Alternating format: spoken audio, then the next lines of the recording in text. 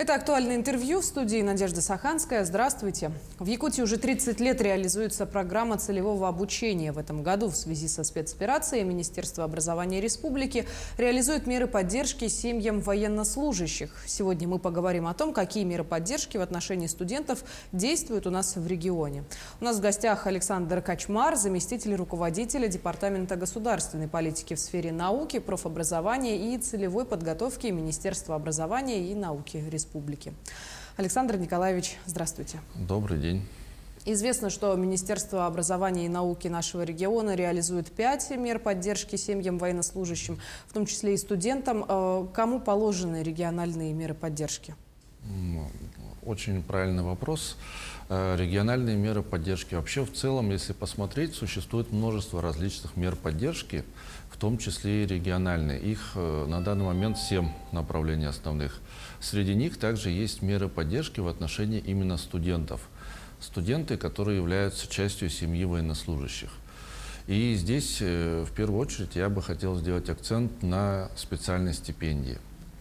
Специальная стипендия, она относится к категории иных видов стипендии. Ранее такой стипендии не рассматривалась у нас в субъекте. И она была разработана и принята, вот буквально это у нас сентябрь-октябрь месяца, специально для поддержки семей военнослужащих. К категориям относятся это дети военнослужащих, естественно, а также супруг и супруга. По размеру стипендии, если мы пойдем, то тут она на всех одинаково распространяется, то есть нет каких-то различий между учреждениями СПО, например, да, техникум, колледж. Если высшее образование мы берем, то здесь у нас есть, допустим, бакалавриат, магистратура, аспирантура, различные уровни. Тоже здесь разницы нет. То есть данная мера поддержки подразумевает оказание именно в связи с тем, что обучающийся является членом семьи, а независимо от того, какой формы обучения он непосредственно осуществляет свое обучение.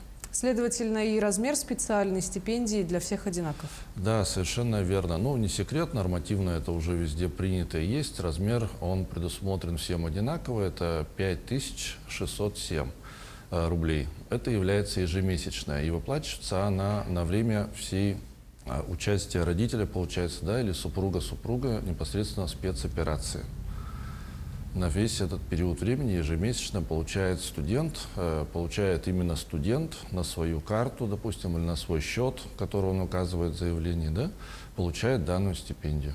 Но обычно принято считать, что стипендию получают именно те студенты, которые обучаются на бюджетной основе. Но здесь совершенно другие обстоятельства. Скажите, студенты, которые обучаются на коммерческой основе, также могут претендовать на эту специальную стипендию? Да, совершенно верно. Здесь данная стипендия, она не подразумевает вид, да, обучения. Это может быть коммерческий студент, да, это может быть студент на бюджетной основе, это может быть целевик. При этом целевик, он может быть муниципальный заказ, да, заказ Российской Федерации, Республики Саха-Якутия. Есть целевики, которые заказываются непосредственно организациями, предприятиями, да, под данную организацию. Независимо от этого, он имеет право претендовать на данную стипендию.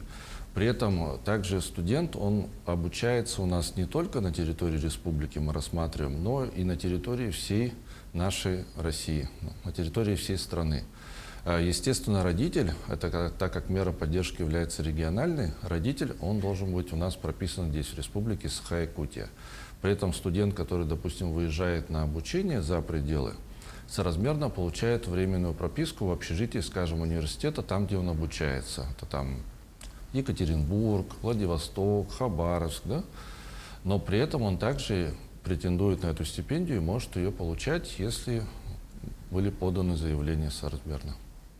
Александр Николаевич, расскажите, пожалуйста, и о другой мере поддержки. Это приоритетное заключение договора о целевом обучении. Да, это следующая мера поддержки именно для студентов. Также она является мерой поддержки. Вначале вы озвучили о том, что в рамках столетия СССР у нас в этом году, да, также мы отмечаем 30-летие целевой подготовки. Вообще, в целом, история целевой подготовки Республики Саха-Якутия, она довольно-таки широкая, да, там ряд кардинальных, так сказать, изменений и подходов у нас произошло. В том числе вот последние годы мы больше переходим к работе с отраслевыми проектами. То есть проект, который нацелен под конкретную отрасль, конкретную задачу. И готовятся кадры именно для данной отрасли. В том числе это может быть для предприятий определенных. Да? Допустим, вот сейчас, буквально вот на днях, было подписано соглашение с Росатомом у нас для подготовки вот в рамках отраслевого проекта кадров для новой атомной станции малой мощности, которая планируется строительству здесь у нас в Якутии. И таким образом будут готовиться комплексно уже кадры всех уровней. Ну, а о целевом обучении также недавно стало известно, что квоту увеличили на будущий учебный год 23-24. Это действительно так? По квотированию здесь имеется в виду федеральные квоты. Да? Целевое обучение, как я уже говорил, здесь может быть несколько уровней. Это федеральные, допустим, квоты, да, которые распределяются в том числе Министерством науки и высшего образования Российской Федерации, Минпросвещения. Есть у нас региональное квотирование, это для образовательных учреждений и наших республиканских, да, которые у нас на территории республики именно в ведении, допустим, Министерства нашего образования и науки, либо это Минтруд, Минспорт, у них также есть свои учреждения образовательные.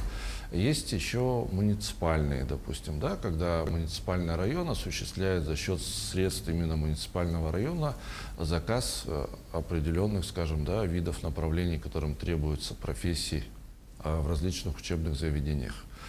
Что касается наших региональных мер, целевое обучение здесь именно как мера поддержки семей военнослужащих, она выступает как дополнительная. То есть здесь не общий набор, который проходит, как всегда у нас летом, да, приемная кампания, абитуриенты. Здесь мы рассматриваем категорию уже студентов. То есть, когда подается заявление, соразмерно указывается уже конкретно студент, который обучается. Мы не рассматриваем здесь школьников, только именно студентов. Форма обучения, которая здесь у нас претендует как на стипендию, получается, да, это форма обучения очная или очно-заочная, ну, вечерняя, если говорить, да, то на именно целевую подготовку здесь у нас заочная тоже присутствует. То есть, допустим, заочники-магистранты могут тоже претендовать не на стипендию, а на приоритетное заключение договора целевой подготовки. Что касается обучения, как мы ранее говорили, это форма, да, коммерческая, бюджетная. Здесь то же самое, да, то есть независимо от того, на какой форме обучается он, коммерческой основе или это может быть оплачивает предприятие, учреждение за него, он также имеет право заключить договор целевой подготовки. Даже если у него уже имеется, скажем, договор с Российской Федерацией, либо муниципальный, параллельно может быть также региональный договор. Это очень удобно в плане того, что студент может выбирать, да?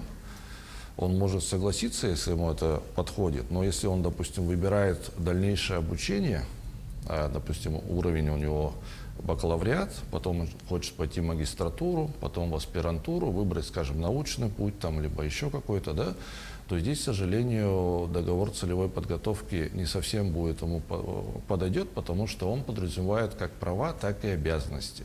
Обязанности студента, который получил в рамках целевой подготовки, получил образование, он должен отработать 3 года на республику. Вообще основная цель, вот идея целевой подготовки, это подготовка высококвалифицированных кадров для Арктики, Севера и сельской местности. То есть приоритет именно кадры, которые требуются у нас вот на нашей большой территории нашей республики. Поэтому здесь студент, он может выбирать. Да? Если он согласен, то со стороны республики ему будут предоставлены меры поддержки. Это такие, как проезд до места учебы и обратно ежегодный. Да? Это если за пределами он обучается. Также это, возможно, проживание. Не во всех вузах есть общежитие. Это в центральных, допустим, да, вот в больших городах очень сложно с общежитиями в вузах. И наши студенты, которые там обучаются, иногда зачастую вынуждены снимать помещение. Да? Это у нас тоже предусмотрено. И у нас есть меры компенсационного характера на проживание для определенных категорий студентов. Также у нас есть отдельно для целевиков, студентов целевой подготовки стипендия. Именно стипендия для целевиков. Помимо основной стипендии, да, когда они учатся, там оценки получают. Помимо спецстипендий, которая отдельно у нас идет, об этом я уже говорил, есть стипендия целевиков. И также предусмотрена единовременная матпомощь, допустим, да, в различных жизненных ситуациях, которые у них происходят. Весь этот комплекс мер поддержки, он распространяется на студентов целевой подготовки. Если они заключают договор целевой подготовки с республикой, они имеют право претендовать на весь этот комплекс мер поддержки. Ну и соразмерно после окончания им предоставляется уже готовое рабочее место. Здесь мы отрабатываем со всеми органами государственной власти по направлениям. Да? Допустим, если мы рассматриваем направление обучения по сельскому хозяйству, скажем, да, то здесь, конечно, наше Министерство сельского хозяйства является непосредственно заказчиком в отношении трудоустройства данного студента-целевика. И после того, как он получает диплом, он возвращается к нам в республику, ему уже дается направление на работу, он приступает, так сказать, к производству. И там у нас минимальный срок это от 3 лет, в зависимости от профессии, там может быть и больше, до 5 лет. Да? После того, как он 3 года отработал, соразмерно он может уже принимать решение дальше остаться работать, либо перевестись на другое место работы. Но в отношении именно договора целевой подготовки он свои обязательства полностью выполняет. Скажите, а наверняка какие-то дополнительные документы требуются для подачи заявления о приоритетном заключении договора на целевое обучение? Да, совершенно верно. Да. Тут у нас, во-первых, эти меры носят заявительный характер, это понятно, потому что мы не можем заставлять человека против его воли, скажем, да, заключить этот договор. Это добровольно. Документы, которые предоставляются, основные документы, это, естественно, заявление, там, где прямо можно галочками отметить, да, заключение спецстипендии и заключение договора. Также нам необходимо от заявителя получить справку с места учебы, там, где будет указано, получается, учреждение, где он обучается, допустим, это Северо-Восточный федеральный университет, скажем, да, форма обучения, там это очная или заочная форма обучения, срок обучения какой у него, да, на каком он курсе учится. Стандартные справки, это все предоставляется, любое учебное заведение по просьбе обучающихся эту справку предоставляет. И второе, это, естественно, нам нужны будут данные, расчетный счет студента, на которого будет переводиться стипендия. При заключении договора целевой подготовки там дополнительно будут требоваться еще, там, понятно, это уже когда само оформление пойдет, там нужно будет паспортные данные, ИНН, вот эти все данные, но они уже отрабатываются не в порядке подачи заявления, да, на спецмеру, а после уже мы конкретно отрабатываем с каждым из студентов по формированию пакета и оформлению договора. Ну что ж, теперь стало более-менее понятно. Благодарю вас, Александр Николаевич, за то, что нашли для нас время и стали гостем нашей студии. Как знаете, возможно, после просмотра этого интервью многие сделают для себя необходимые выводы. Да. Спасибо. Ну а я напомню, вы смотрели программу «Актуальное интервью». Сегодня мы говорили о целевом обучении студентов. Берегите себя и до встречи в эфире.